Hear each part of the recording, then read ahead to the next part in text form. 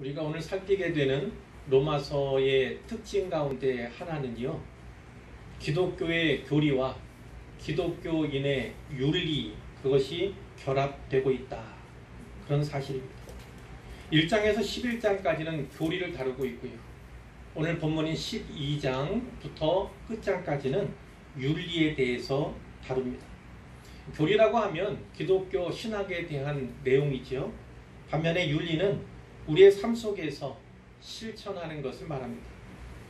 달리 말해서 앞부분에서 하나님께 우리가 어떤 은혜를 받았는가, 어떤 복음의 은혜를 받았는가, 이것에 대해 깨달았다면 이 장부터는요, 그럼 은혜를 받은 우리는 어떻게 살아야 하는가, 어떤 삶을 통해서 하나님께 영광을 돌려야 하는가, 이것에 대해서 말씀한다는 것입니다. 이 때문에 이 교리와 윤리는 아주 긴밀하게 연결이 되어 있습니다. 이것이 본문 12장 1절에 나오는 그러므로 라는 접속사를 통해서 잘 드러났죠. 그러므로 내가 너희를 권하노니, 이 권함은 사도 바울의 권면이기도 하고 우리를 향한 호소이기도 합니다. 사랑하는 성도 여러분, 사도 바울의 이 권면과 이 호소의 말씀을 잘 듣고요, 하나님 말씀으로 받아 가슴에 깊이 잘 새기시기를 부탁을 드립니다. 그럼 오늘 본문 속으로 들어가 보겠습니다. 첫째, 먼저 살펴볼 것은 이 권면과 호소의 대상입니다. 권면과 호소의 대상. 사도 바울은 이 서신 로마서의 1차 수신자로서 그가 권면하고자 하는 사람들을 형제들 이렇게 부르는 것을 우리가 볼 수 있어요. 형제들이라는 단어는 많이 쓰는 얘기죠. 일상적인 단어이긴 하지만 여기서는 매우 의미심장한 단어로 사용이 된 것입니다. 이 편지를 받는 로마 교회 안에는 많은 이방인 신자들이 있었지만 또 유대인 신자들도 없지 않았습니다. 그런데 이들 사이에 긴장이 있어요. 긴장이 뭔지는 아시죠? 긴장감이 있다는 거예요. 이들은 모두 예수 그리스도를 믿음으로 말미암아 교회의 일원이 되었습니다. 교회에 속하게 되었어요. 그 믿음은 오직 하나님의 은혜로 주어진 것이죠. 바울은 11장에서 유대인을 참 감람나무, 이방인을 돌 감람나무 이렇게 표현을 합니다. 그 5절에 보면 유대인들 중에 은혜로 택하심을 따라 남은 자가 있느니라, 이런 말씀이 있어요. 은혜로 택하심을 따라 남은 자가 있다. 많은 유대인들이 실족하여 넘어졌습니다. 실패했어요. 그들은 구약에 예언된 메시아를 대망했지만, 기다렸지만 메시아 그리스도께서 이 세상에 오셨을 때 그분을 십자가에 매달았습니다. 못 박았죠. 예수님을 부인했고 거절했고 거부했습니다. 그러나 은혜로 택하심을 따라 남은 자가 있다, 이렇게 말씀을 하고 계세요. 이 남은 자는 여기서 유대계 그리스도인들, 유대인 신자들을 의미하는 것으로 우리가 이해할 수 있습니다. 그런가 하면 11장 17절에는 이방인을 상징하는 돌 감람나무에 관한 말씀이 나옵니다.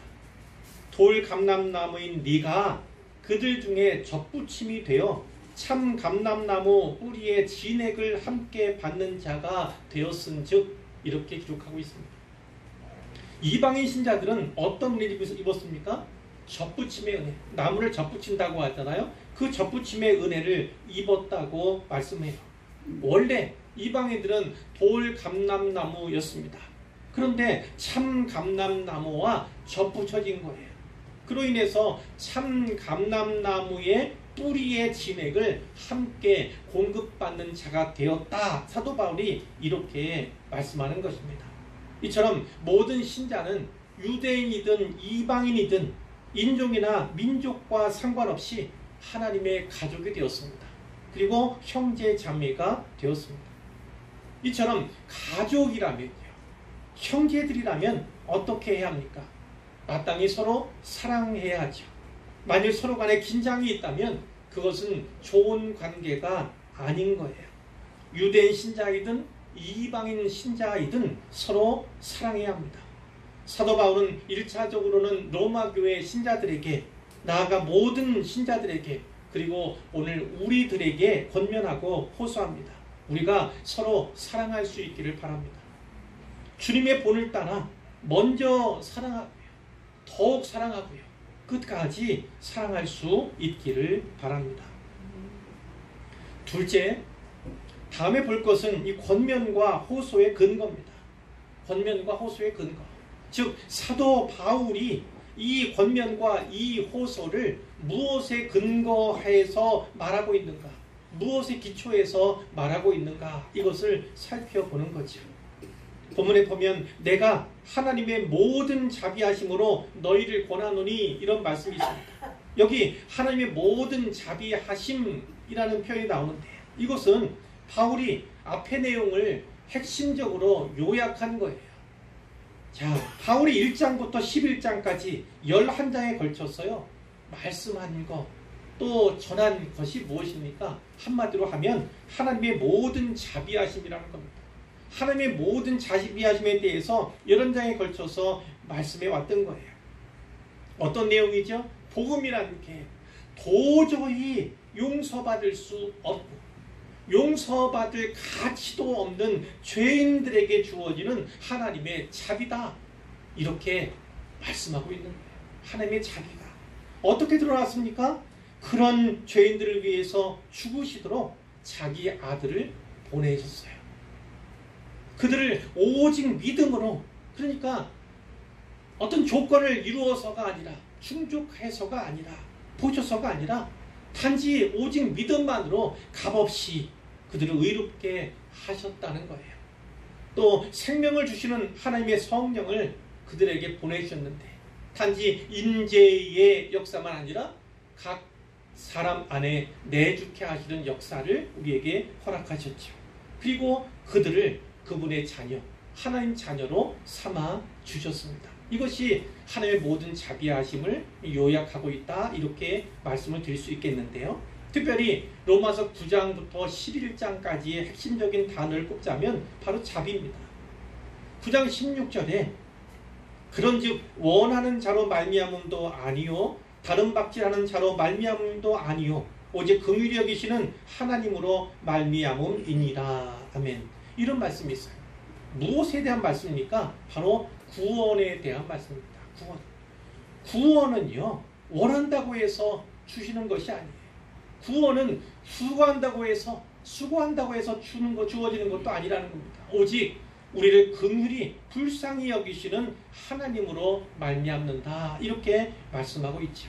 구원은 오직 자비하신 하나님, 우리를 불쌍히 여기시는 하나님의 선물임을 꼭 믿으시기를 바랍니다.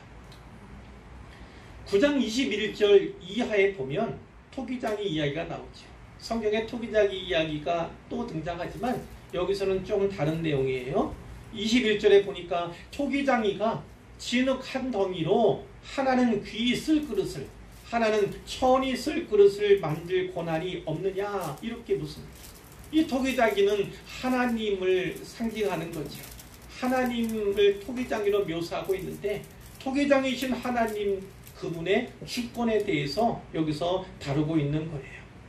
만일 하나님이 그의 진노를 보이시고 그의 능력을 알게 하고자 하사 멸하기로 준비된 진노의 그릇을 오래 참으심으로 관용하시고, 여기 진노의 그릇에 대한 말씀이 있습니다. 이 진노의 그릇은 누구를 말하냐면 바로 유대인이에요. 그 가운데 불신자들을 말씀하는 거예요.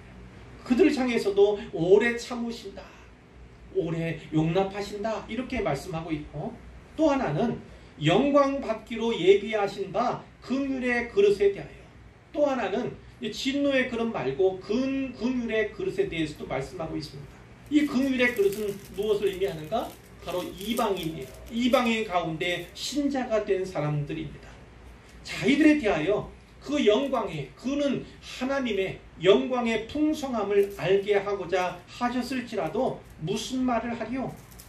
전적으로 하나님의 주권에 있다, 이렇게 말씀하는 거죠.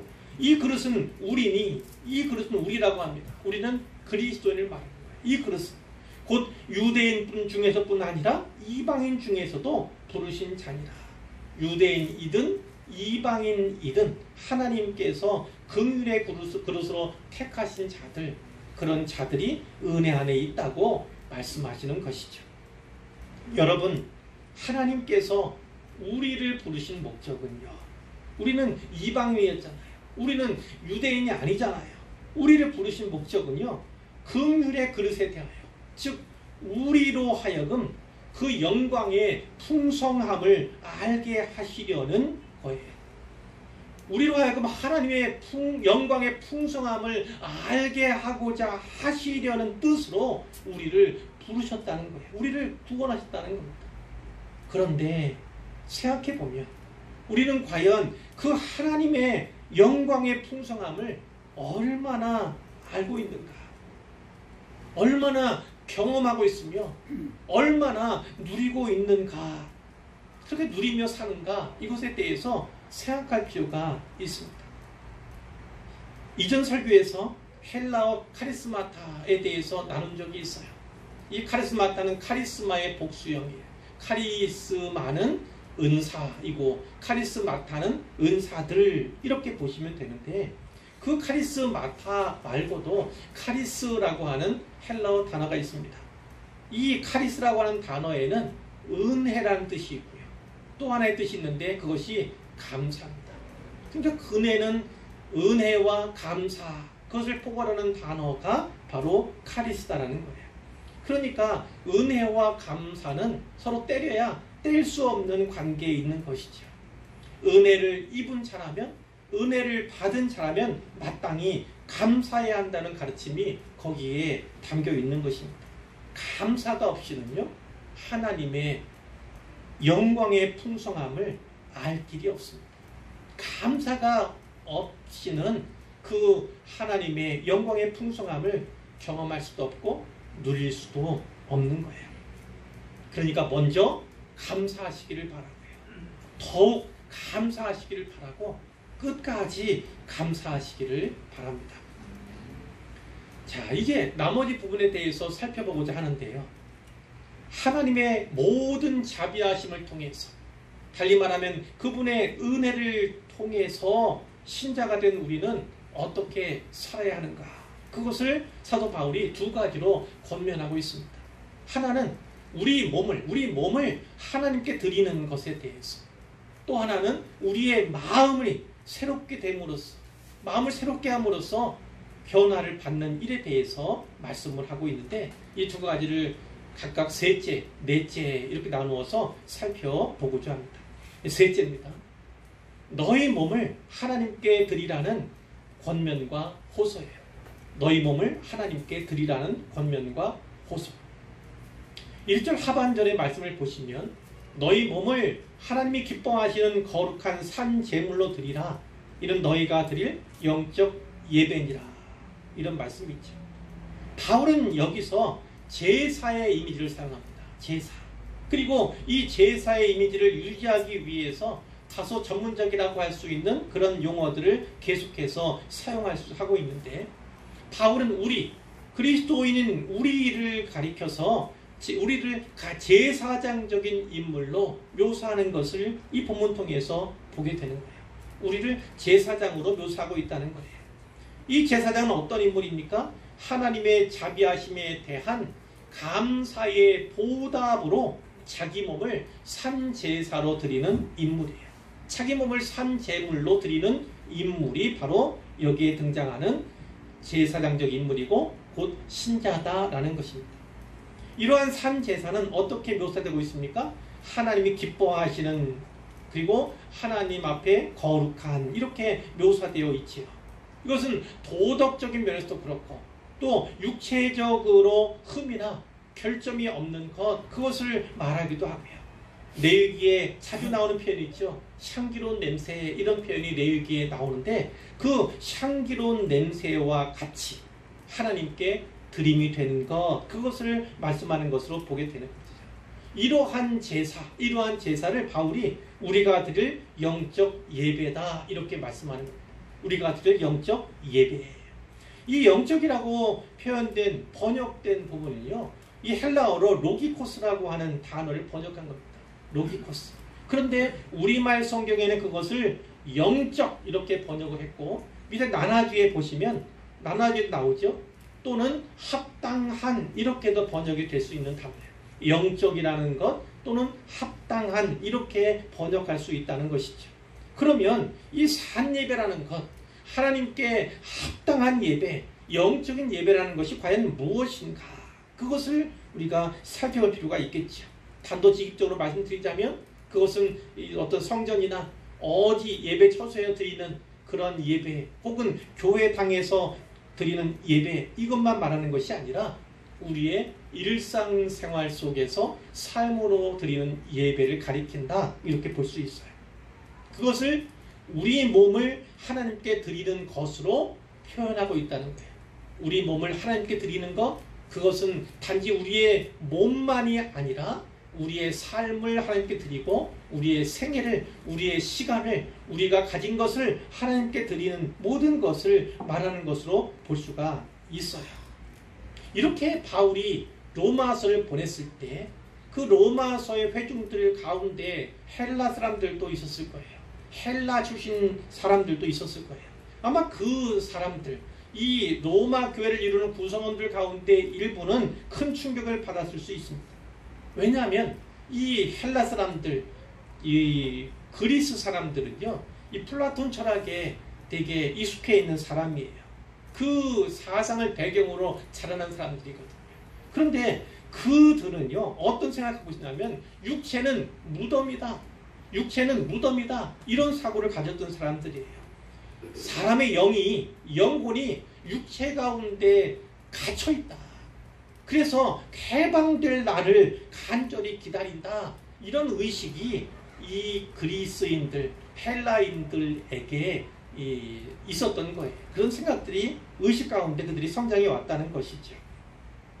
오늘날 일부 그리스도인들 가운데도 이 몸을 드리는 것에 대해서 좀 저하는, 그래서 마음을 드리는 것으로 해석하고, 또 어떤 사람들은 너 자신을 그분께 드리라, 이렇게 또 바꿔 말하는 경향도 있어요. 물론 다 마음을 드리는 것도 자신을 드리는 것도 다 중요한 표현이긴 하지만, 그러나 한편으로 그럼 바울이 왜 우리 몸을 드리는 것이 우리가 드릴 영적 예배라고 하는가? 그것에 대해서도 생각할 필요가 있는 거죠.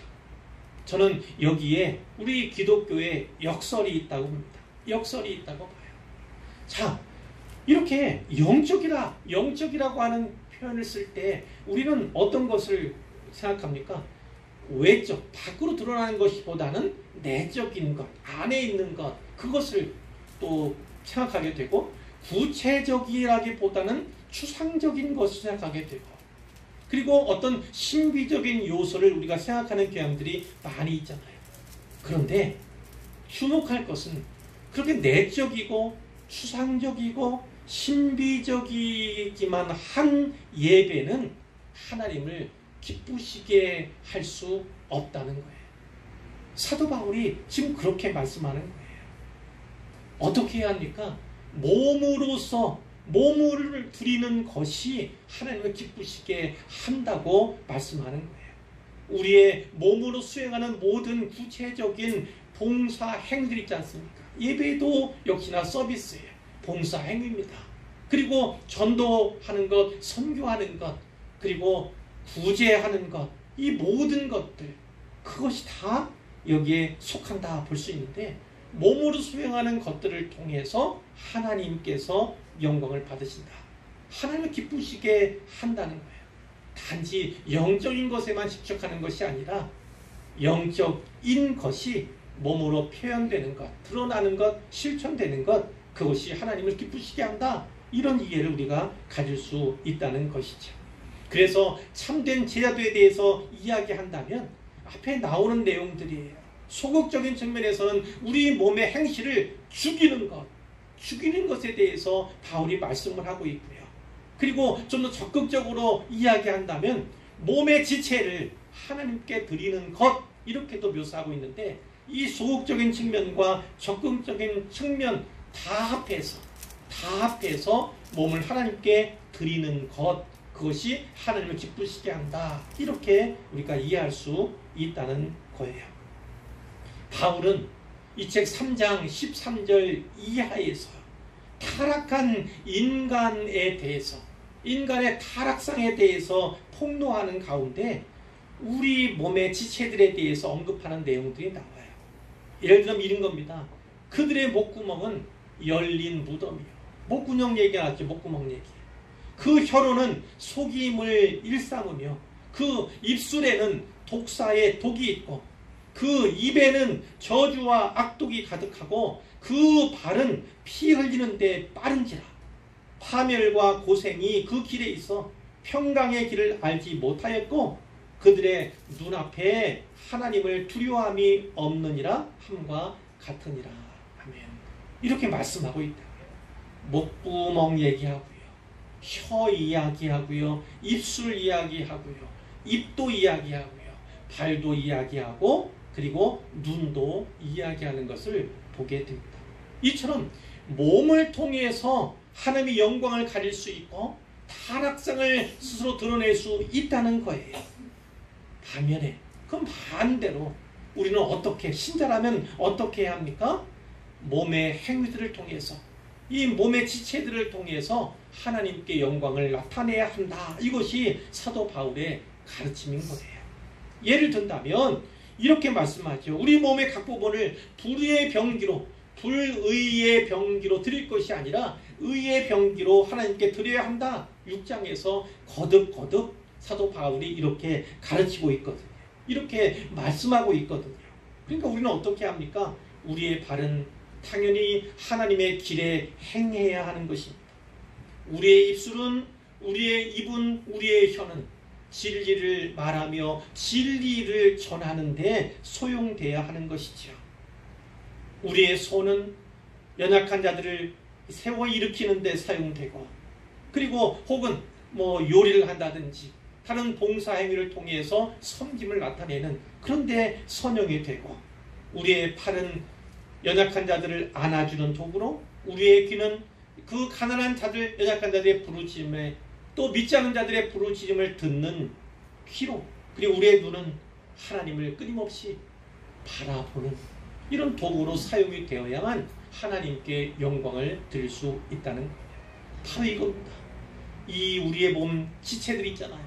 그 몸의 지체들 하나하나를 성경적으로 하나님의 기쁨을 위해 사용할 때, 즉 우리의 삶과 우리의 시간과 우리의 생애를 하나님의 영광을 위해 사용할 때 그것이 신자로서 마땅한 삶이다, 마땅한 길이다, 이렇게 사도 바울이 말씀하는 겁니다.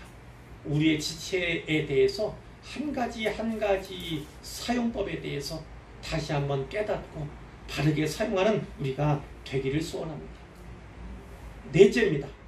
네 번째로 말씀드릴 것은 하나님의 뜻에 따라 변화되라는 권면이에요. 하나님의 뜻에 따라 변화되라, 이런 권면인 거예요. 셋째로 살펴본 것은 우리의 몸을 하나님께 드리는 거였잖아요. 근데 이 두 번째 부분에서는 그 몸만 아니라 이제 우리의 마음에 대해서 말씀하고 있는 거예요. 마음에 대해서. 자, 어떻게 해야 합니까? 너희는 이 세대를 본받지 말고, 이것이 앞에 나오는데 이 세대를, 이 세상을 본받아서는 안 된다는 말씀이에요. 이것은 사실 여기서만 나오는 것이 아니라 구약과 신약의 많은 부분에서 이 말씀이 전달되어 있고 또 명령되고 있음을 우리가 볼 수가 있어요. 예를 든다면 구약에서 하나님께서는 모세를 통해서 이방 나라를 본받지 말라, 너희들은 거룩해야 한다, 이렇게 명령하고 있는 것을 보게 되죠. 예를 든다면 레위기 18장 3절 이하에 이런 말씀이 있어요. 너희는 너희가 거주하던 애굽 땅의 풍속을 따르지 말며 내가 너희를 인도할 가나안 땅의 풍속과 규례도 행하지 말고 너희는 내 법도를 따르며 내 규례를 지켜 그대로 행하라. 나는 너희의 여호와 하나님이니라. 너희 하나님 여호와이니라. 이렇게 말씀하시는 것이 거기에 기록되어 있어요. 그 내용과 다르지 않습니다. 또 다른 예를 보면 예수님의 산상수훈에서도 그것을 살펴볼 수가 있는데, 바리새인들, 또 나아가 이방인들의 잘못된 경건, 그 경건에 둘러싸이는 제자들에게 예수님이 뭐라고 말씀하셨냐면 그들을 본받지 말라 이렇게 말씀해요. 앞에서는 바리새인들, 뒤에 제가 읽어드릴 부분은 이방인들에 관한 것인데 기도할 때에 이방인과 같이 중언부언하지 말라. 그들은 말을 많이 하여야 들으실 줄 생각하느니라. 그러므로 그들을 본받지 말라. 구하기 전에 너희에게 있어야 할 것을 하나님 너희 아버지께서 아시느니라. 아멘. 이런 말씀이 있어요. 그러므로 너희는 이렇게 기도하라. 그러면서 우리가 주기도문이라고 얘기하는 것, 주님께서 가르쳐 주신 기도, 그것을 이제 기록하고 있는 거예요.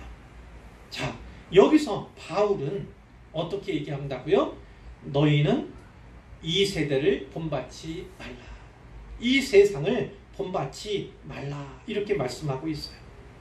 그냥 단번 이야기하는 것이 아니라 계속해서 끊임없이 본받는 행위를 버리라. 본받아서는 안 된다. 이렇게 말씀하는 거예요. 계속해서 세상의 길을 끊고요. 세상의 길에 따르기를 거부하고요. 계속해서 하나님의 뜻, 그것에 집중하고 나아가야 한다. 이렇게 말씀하고 있는 거예요. 사람은요, 누구나 다 모방적입니다. 모방적이에요. 무언가를 모방하면서 성장해 가고 자라가는 것이죠. 어떤 시인이 있다면 그는 그 앞시대의 시인, 누군가의 시를 모방하며 또 시를 쓰기 시작합니다. 소설가도 마찬가지고 우리의 신앙도 마찬가지입니다. 믿음의 발자취를 따라가면서 신앙의 선배들의 모본을 바라보면서 쫓아가는 그런 경우들이 많이 있지요. 그렇기 때문에 우리에게는 좋은 모델이 필요한 것입니다. 그런데 궁극적으로 보면 두 가지 모델이 있어요. 어떤 모델입니까? 하나는 세상을 따라가는 거예요. 세상. 한자로 말하면 금생을 추구하는 그런 삶이죠. 자, 반면에 그 반대편 대척점에 있는 것이 선하시고 기뻐하시고 온전하신 하나님의 뜻을 따르는 삶이다. 이렇게 말씀을 드릴 수가 있습니다. 자, 근데 이게 보면 이 말씀 우리말 번역에는 잘 나와 있지 않지만 NIV 영어 성경에 보면 여기에 폼이라고 하는 형태, 폼이잖아요. 폼. 이 폼이라고 하는 단어들이 여기에 나열되고 있어요. 예를 든다면 이 본받다라고 하는 단어가 나오는데 이 본받다는 영어로 컨폼입니다. 본받다라는 단어가 나오고 또 뒤에 변화를 받다 이런 의미는 트랜스폼이라고 하는 단어가 쓰이고 있어요. 그러니까 앞에 컨펌에도 뒤에 트랜스폼에도 폼, 형태라고 하는 단어가 거기에 담겨 있는데 전혀 다른 내용이죠. 하나는 세상을 본받는 것으로 나타나 있고 또 하나는 변화를 받아서 하나님의 뜻을 분별하고 추구하는 것으로 나오고 있는 것을 우리가 볼 수가 있어요. 그런데 여기에 나오는 변화라는 것이 우리가 말하는 변화됐어요? 뭐가 달라졌나요? 이런 식으로 쓰여지는 그 정도를 의미하는 것이 아니에요.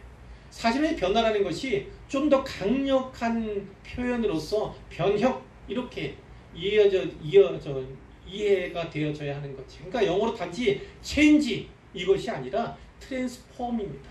그것은 변화를 넘어서 변혁을 가리킨다 이렇게 볼 수가 있는데 그것을 우리가 어떻게 알 수 있냐면 실제로 이 변화라고 하는 단어에 무슨 단어가 쓰였냐면 헬라어 메타모르포라는 단어가 쓰였어요.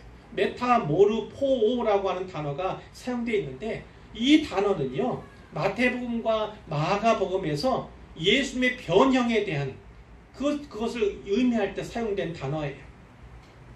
예를 든다면 마가복음 9장 2절에 이런 내용이 있어요. 변화산에 대한 이야기 있어요. 엿새 후에 예수께서 베드로와 야고보와 요한, 그러니까 제자들 가운데에서도 이제 이너서클이라고 할 수 있는 그 주요 제자들을 데리시고 따로 높은 산에 올라가셨어요. 그것을 우리는 그냥 변화산 이렇게 이야기를 하지만 어디에 있는지 어떤 산인지는 정확히는 모릅니다. 그런데 거기에 무슨 기사가 있냐면 그들 앞에서 제자들 앞에서 변형되사 이렇게 성경이 번역하고 있어요. 변형되사. 그리고 그 옷이 광채가 나며 세상에서 빨래하는 자가 그렇게 희귀할 수 없을 만큼 매우 휘어졌더라. 여기는 옷에 되어 있지만 복음서들 전반적으로 보면 그 옷만 아니라 예수님 자신이 변형된 광채가 나는 그런 것을 묘사하고 있음을 우리가 볼 수가 있어요. 예수님이 완전히 변화하시는 거예요. 완전히 변화되신 것이죠. 그와 같은 변형이라고 또 번역된 이 부분이 같은 단어로 오늘 본문에 사용되고 있다는 것을 우리가 주목할 필요가 있어요. 그러니까 단지 변화 그 정도가 아니라 예수님께서 변화산에서 놀라운 형체로 변화되신 것처럼 그와 같은 변형, 그와 같은 변혁을 의미하는 것으로 우리가 이해해야 한다는 거예요. 그러니까 나아가서 우리는 그리스도의 형상으로 변화될 사람들 아닙니까? 그러니까 이 세상의 기준과는 아주 동떨어져서 하늘나라, 하나님 나라의 사고에 따라서 방식에 따라서 살아가는 그러한 성품과 그런 행동의 변화를 의미한다. 이렇게 볼 수가 있는 거예요. 조금 달라지는 것, 그래서 조금 변화됐다고 이야기하는 그 차원이 아니라 완전히 바뀐 거예요. 새로운 피조물로 완전히 바뀌는 그것을 말씀하고 있다. 이렇게 볼 수가 있어요. 또 고린도후서 3장 18절에 이런 표현이 있습니다. 우리가 다 수건을 벗은 얼굴로 거울을 보는 것 같이 주의 영광을 보매 그와 같은 형상으로 변화하여 영광에서 영광에 이르니 곧 주의 영으로 말미암음이니라. 이런 표현도 있습니다. 그러니까 주의 영광의 광채를 발하는 그런 형체, 그러한 형태, 그러한 삶으로 우리 삶을 바꿔야 한다. 그것은 완전한 변화를 말하는 거예요. 완전한 변화. 그래서 우리는 그것을 변혁이라고 흔히 말하는데 이런 변혁을 여기서 말씀하고 있다. 조금 바꾸는 그 차원이 아니다라는 것을 거듭해서 제가 말씀을 드리는 거예요. 그렇다면 이러한 변화, 이러한 변혁은 어떻게 일어나는가? 바울이 이렇게 말씀하는 거예요. 마음을 새롭게 함으로 변화를 받아. 어떻게 합니까? 마음을 새롭게 하는 겁니다. 마음을 새롭게 하지 아니하면 변화될 수 없어요. 마음을 새롭게 해야 합니다. 근데 그 마음은 어떻게 해요? 성령께서 우리의 마음을 터치해 주셔야만 합니다. 우리가 감화받고 감동받아야만 합니다. 말씀을 흡수하는 것처럼 빨아들이는 것처럼 그와 같은 마음 상태를 유지해야 합니다. 그리고 내가 누구인가, 어떤 은혜를 입었는가, 어떤 모든 자비하심을 입었는가, 그것을 늘 붙잡고 살아가는, 묵상하며 살아가는 그런 삶을 통해서 우리의 마음이 새롭게 될 수 있다. 우리가 이렇게 이해할 수가 있는 거예요. 그러기 위해서는 항상 터치를 받아야 하는데 성령의 터치를 받아야 하고 말씀의 터치를 받아야 합니다. 우리는 성령과 말씀 겸하여 인도함을 받아야 하는 존재들이에요. 조금 나누어서 살펴보면 이겁니다. 성령과의 교제, 그분의 터치는 주관적이에요. 주관적. 사람마다 물론 방언 혹은 어떤 은사 이렇게 통합적으로 묶어서 이야기하곤 하지만 한 사람 한 사람에게 하나님께서 성령께서 접근하시 터치하시는 방법은 다 달라요. 그래서 그것은 주관성이 강조됩니다. 이 성령과의 개인적인 교제와 사귐에 대해서 우리가 이해를 해야 돼요. 그러나 말씀은 또 다릅니다. 말씀은 객관적인 면을 우리에게 주시는 거예요. 객관적인 거. 이 성령과의 교제, 사적이며 개인적인 교제, 이것을 하나님 말씀과 비교해 가며 대조해 가며 객관성을 담보해야 하는 것이죠. 그렇기 때문에 어떤 사람들은 성령 이야기하면서 이단으로 빠지는 사람들이 없지 않아 있습니다.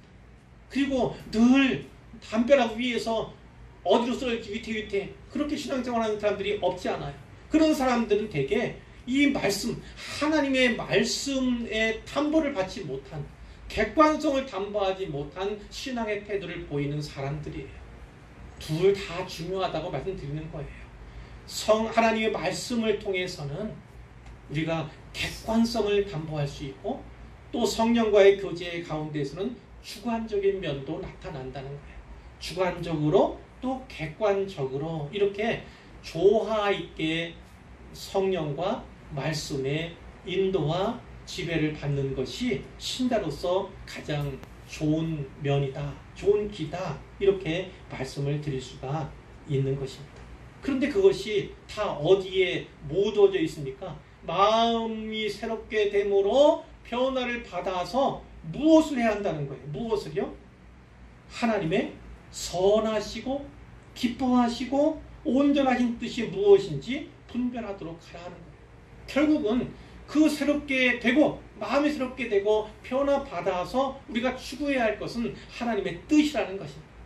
하나님의 뜻, 선하신 뜻, 기뻐하시는 뜻, 온전하신 뜻이 무엇인가를 분별하는 것이 첫걸음이라는 거예요. 그 분별하고 분별한 것을 뜻대로 실행하고 실천하는 것, 삶으로 살아내는 것, 그것이 신자에게 마땅한 바다, 이렇게 성경이 분명하게 말씀하고 있음을 우리가 알아야 하는 것입니다. 이제 결론이에요. 사랑하는 성도 여러분, 오늘 본문에서 여러분은 어떤 도전을 받으셨습니까? 어떤 부전을? 두 부분, 특별히 셋째와 넷째 말씀드린 이 부분, 우리에게 꼭 필요한 일입니다. 우리는 하나님의 모든 자비하심을 입은 자들이에요. 은혜를 받은 자들입니다. 그러나 그 은혜는 날마다 새로워져야 하고 날마다 새로운 은혜로 공급받아야 하고 그 은혜를 깨달아야만 하는 것이 우리의 삶이 되어야 하는 것입니다. 사도 바울이 하나님의 말씀으로 우리에게 권면하고 우리에게 호소하는 이 말씀을 잘 들으시길 바랍니다. 너희 몸을 하나님이 기뻐하시는 거룩한 산제물로 드리라. 하나님이 기뻐하시는 거룩한 산제물로 몸을 드리시기를 바라요. 그 몸으로 드리는 예배, 삶의 예배가 바로 영적 예배임을, 그것이 또 합당한 예배임을 사도 바울이 말씀하는 거예요. 단지 우리가 영적인 면, 영적이라고 꼭 집어 말하는 그 면, 그것도 중요하지만 그것에만 우리의 마음을 내주면 안 됩니다. 우리의 생각을 내주면 안 됩니다.